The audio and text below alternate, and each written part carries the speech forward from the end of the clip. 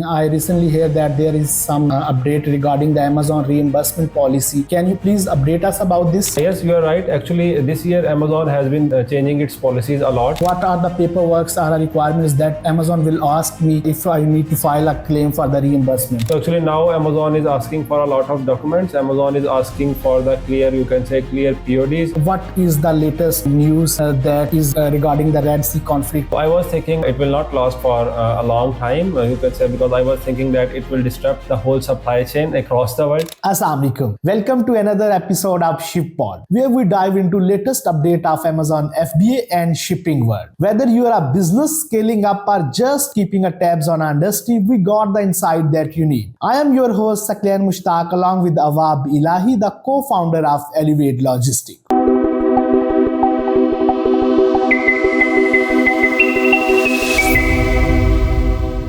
Awab, it's great to have you here. Thank you, Saklan. It's really nice for me to join you here. Awab, there are a lot of things that are happening on Amazon sites this week we are observing. So I recently heard that there is some update regarding the Amazon reimbursement policy. Can you please update us about this? Thank you, Saklan.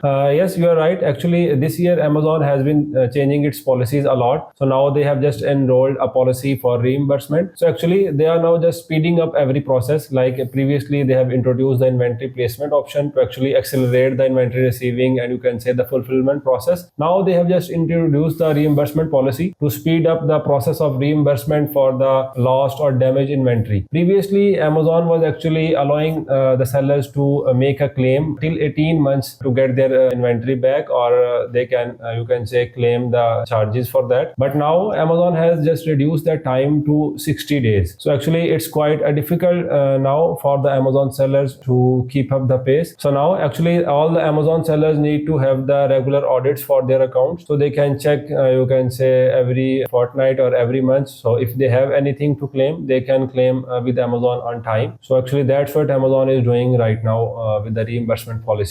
That's great. It's a great news for the people who are managing the large inventories. This is a good news and a bad news at the same time. It means that now you have to file a claim within 30 days, right? No, actually Amazon has just reduced it to 60 days. Okay. So previously it was allowing to make a claim till 18 months of the lost or damage of inventory. Now you will have to claim up till the 60 days. It means 2 months actually. Okay. So can you please guide us? What are the requirements if, for example, if I have lost my inventories, what are the paperwork or requirements that Amazon will ask me if I need to file a claim for the reimbursement? Yes, actually, it's Amazon has not only reduced the timeline to make a claim, but actually they are making things difficult for the sellers. But actually, it will speed up the process. So actually, now Amazon is asking for a lot of documents. Amazon is asking for the clear PODs. They should have all the details. They should have the appointment number from Amazon, which is unique for each FBA ID. And sometimes when there is full container delivery, for the whole container there is one appointment number, but to make a claim with Amazon you will need that appointment number. Now you need to have the clear PODs, and to get the clear PODs you will always have to communicate with your forwarder, so they can provide you the clear images, or the clear thing. But actually previously Amazon was accepting the PODs which don't have the sign or stamp from Amazon, but now they are just accepting the PODs with sign and stamp. So stamp here is very critical. So being in freight industry right now, it's very difficult to get a stamp from Amazon warehouse when you are delivering the inventory. It's a really difficult task, but now we are just pushing our truck drivers to get the clear PODs from Amazon. Along with that, actually now Amazon, if you are making a claim with Amazon and you are not providing the right documents or all the required documents, there will be automatic denials for the claim. So Amazon is actually just speeding up the whole process. They are just making some automations. If you don't provide the right documentation, so they will straight away deny the claim. Okay, so this is a big update. So every seller who is selling on Amazon, he need to maintain a proper paperwork before filing a claim. So Awab, there is another update that I just heard about the bundle. Amazon actually banned some type of bundling. So what is the update? And please update us regarding this, because there is a lot of confusion regarding this point in the market? So actually Amazon has not banned all the bundles. So starting from actually November 4th, Amazon will ban the custom bundling. You can say non-manufacturer bundling, actually what you say, in certain categories like in the grocery, in pet categories, in health and household categories. So there are certain categories in which Amazon will be banning the custom bundling, but still you can use the manufacturer bundling actually. So what's the difference between both? Actually, you can say Amazon was previously allowing us to make the virtual bundles, and there were a lot of third-party sellers which were mainly relying on that. They were just, you can say, in grocery categories, they were just picking up the snacks from different categories and just making up their own variety pack and selling that on Amazon, and they were generating some revenues, and someone were generating, you can say, and some profits as well for that. Now Amazon is banning all those kind of bundles, and if you want to sell a bundle from different brands or different items, you will have to use the manufacturer bundle. You cannot use the virtual bundles in these categories. So Amazon is, you can say, making things very strict in this category now. Okay, means that Amazon is tighten everything and making us very hard to sell on Amazon. So I think so it's a good news regarding the Amazon return policy. I think this is the last update that we are going to discuss today regarding the Amazon return policy about the heavy items and bulky items. So what is that? Yes. So actually, previously, if someone, you can say, want to make a return for the bulky item, the process was very difficult. So it was not that much easy for the buyer itself as well. So now Amazon is, you can say, tightening the policies, but they're also making some policies that give reliefs to the sellers and the buyers as well. So actually, right now, they have just made the policy, if you want to return any bulky item which weighs over 90 pounds, so you can, if you want to initiate a return, you can just get the prepaid UPS bundle through Amazon. So now you can just paste that label to that bulky item, and UPS will receive that item from you and return to the Amazon. So now the buyers will not have to worry about the hassle to return that item, and the sellers can also, you can say, charge for that return as well to the customers if the mistake is from customer side. If the seller is sending some wrong item or some wrong variation, then these charges will be charged from the seller. But if there is, you can say, if the buyer just initiate a return and just say that I don't like yes, I don't like it, it was different in the pictures like this, so they can, you can say, they will have to pay some return charges as well. Okay, that's great, and thank you so much, Awav, for sharing these latest updates of this week with us and with our audience. So let's shift our gears to the shipping worlds. This is a lot of things that is happening around the world. So when we are thinking about to discuss about the shipping, the first thing that comes in my mind about a Red Sea conflict. So Red Sea conflict actually reshape whole the shipping world. So what is the latest news that is regarding the Red Sea conflict? It is stopped, still we are going to use a Suez Canal or not, and how this crisis of Red Sea is affecting the routes and how it is affecting the shipping rates. Yes. So actually, when this Red Sea crisis started last year, so I was thinking it will not last for a long time, you can say, because I was thinking that it will disrupt the whole supply chain across the world. So the world will not let that happen for a longer time. So you can say the stakeholders will have to stop that thing. But I was wrong in that case. Actually, it has been, you can say, but we are now seeing, what we are, you can say, observing. It doesn't look that it will stop this year or in the years. Yeah, in the coming year. So it's a really big crisis right now. So now recently we have heard about the US airstrike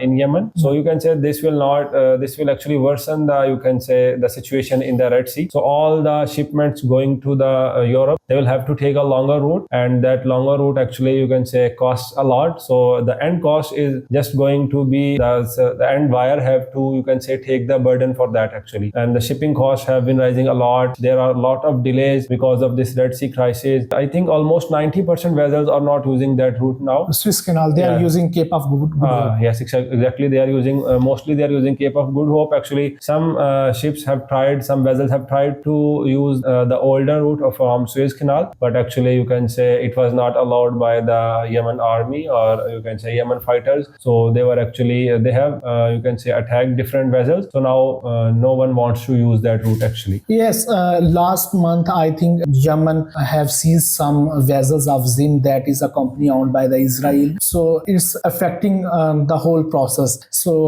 I think so there are two things that are affecting. One is the price. The client need to pay more, and then the other thing is that client need to wait for a longer period, especially for the Europe, I think so. Another one is a UK. So what is the time difference? It means that if they use a Swiss Canal and if they use a Cape of Good Hope, and I think so the price difference is also a lot. Yes, actually, you cannot say simply that they are just facing the price difference and the delays, but actually that delay in the shipping, that you can say disrupt the whole supply chain and the whole cash flow actually, because the shipping lines now have to maintain their cash flows for a longer period as well, and now the sellers and you can say the clients, they have to maintain the cash flows. Their inventories will be in the sea for a longer period of time, so now they have to maintain a lot of things, and it's not that much simple. So now you can say if previously you can say the shipments were taking time of 45 days from China to across the Europe, UK, but now it takes extra 10 to 15 days to reach the UK and European ports, and so now the clients are very worried about that. So actually they were not, you can say, ready for that, but now they have to, you can say, face the music. And now as the Christmas is coming, so a lot of goods have been shipped from China towards European and UK ports, but there has been a lot of delays now. Okay, that's a very, very bad news for us, for the people who are using our services from China to Europe and UK. I heard about that some insurance companies also increase their rate to insure the goods that actually going from China to UK and Europe because of this issue. Is that right, or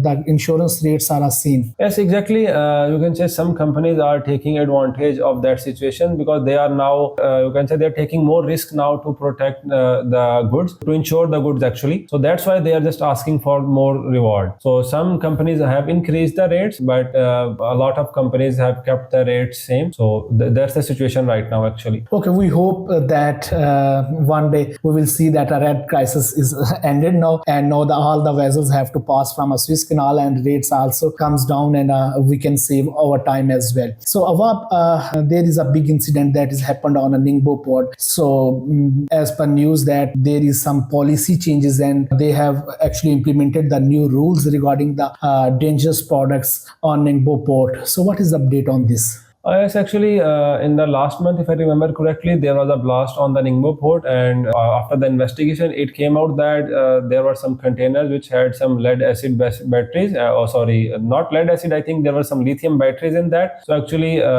safety data sheets were not, you can say, provided correctly for those items, and at last, they just the blast happened. So now not only the Ningbo port, but all the ports in China, they have, you can say, they have made some very strict policies. Now you have to provide all the safety documents before 72 hours of the cutoff date actually. Previously it was not that much time, you can say that time slot was a little less, but now you have to provide all the safety documents, all the safety sheets 72 hours before the cutoff date. So now you can say you have to prepare for the documents, you can say, in time, and you have to plan your shipments accordingly. So it will take a lot of time to get clearance from ports. So that's what's going on not only the Ningbo port, but on the other ports in China as well. And also a lot of, you can say, the custom inspection rate in China has been increased a lot in recent few months, and after that incident, you can say it's just going up, because the officials and the administration just want to make sure that none of this incident happens again, because the scale of this incident this time was not that much, but actually if it goes to a larger scale, there will be a lot of disruption in the supply chain from China. Okay, Awab, thank you so much for sharing these updates with us. So we as Alleyway Logistic have launched our newsletter. So what is update and what we are going to provide a value in this newsletter? Can you please highlight, and how frequently we are going to publish that newsletter? Actually, we were planning that newsletter for a long time, almost from the Q1 of this year, but actually we were not able to do so because of other commitments. But now, Alhamdulillah, we have launched that newsletter last week, and now today we are just going to send the second issue of that newsletter. So actually we will be be just discussing about the updates regarding updates in policy in Amazon FBA and any updates across the shipping world. So we will not only covering the shipping world from China, but we will also be covering the news and important updates that the Amazon or e-commerce sellers need to know about the shipping world. Along with that, we will be regularly sharing the rates to different ports from China, because right now we are only operating from China, Vietnam to across the world. So that's why we have just kept it to, you can say, these countries, and we will be sharing the rates from Chinese ports to, you can say, famous US ports and some European and UK ports as well. Okay, thank you so much, Awab. If we guys are going to mention the rates, so it will be a great help for the people who can compare our rates with other companies and who can also get, you can say, testimonials regarding our services as well. If you don't mind, can you please give us an idea what is the rate from China to US or UK? Any estimations? I know that there is a lot of variables that we need to know before providing the rates. So if you can give us just estimation, what is the rates from China to UK and US? So actually, in recent months, the prices for shipping have been raised a lot. So the recent price hike was on 11th of October. So right now, you can say from the Chinese ports like Shenzhen, Ningbo, and Shanghai to the ports in US like Los Angeles, and you can say ports in Texas and Chicago. So you can say right now the rates are varying from 4,000 to 4,500 US dollar, and these are just, you can say, the port to port rates, just sea freight. That does not include any, you can say, any clearance or any duties. This is for 40 HQ or? Yes, these rates are for 40-foot containers. So if anyone, you can say, want to send the LCL shipments, they can just contact us through our website, and we will provide them a quote within, you can say, within an hour. And our team is active all 24 hours. So we are just trying to, you can say, provide the services to clients as much as less time possible. So if they want to ship with us, they can just contact us through our website, and we will provide them the best rates. Okay, that's great. Last point, many people just contact us and they says that we have this product. For example, we have this ceramic cup and we need to send this product from China to US. Please give us a best possible rate. Can you please guide us that which information we need to calculate the rate? Yeah, so actually for LCL shipment, most of the time we actually need to know the volume of the shipment and the total weight of the shipment, so we can know how much is the volume and how much is the total weight for that shipment. We need to know the pickup actually address in China, and the destination address is very important, because if the destination address is in California, we are going to send that container to the you can say Long Beach, and if their shipment want to go in the New York, we will not send in the same container. So we will have to, you can say, book the container going to the New York port. So we will have to calculate accordingly. So we need very clear instruction on the total volume, total weight of the shipment, and actually exact destination for that shipment, so we can calculate and we can provide the accurate price. So actually now I just want to mention that we are now, you can say, now the technology, the AI and machine learning are playing an important role in every industry. So in shipping industry, they are important as well. So people must use some technologies and leverage these technologies to, you can say, automate their processes, and you can say to process the shipments and process the supply chain, to make the whole process fast as well. So we are also using some automation now. So we are trying to, you can say, make our quotation time fast now, and we are trying to achieve the time of 15 minutes. So hopefully we will be able to achieve by the Q1 of next year. We will be able to, if someone comes on our website, they provide all the required details, they will just get the quotation on their email within 15 minutes, and those quotations will be accurate. Okay, that's great news. That's big news that we are going to use AI to give our quotations. You just need to put the information on our website, and we will get back to you within 15 minutes. And thank you so much, Awab.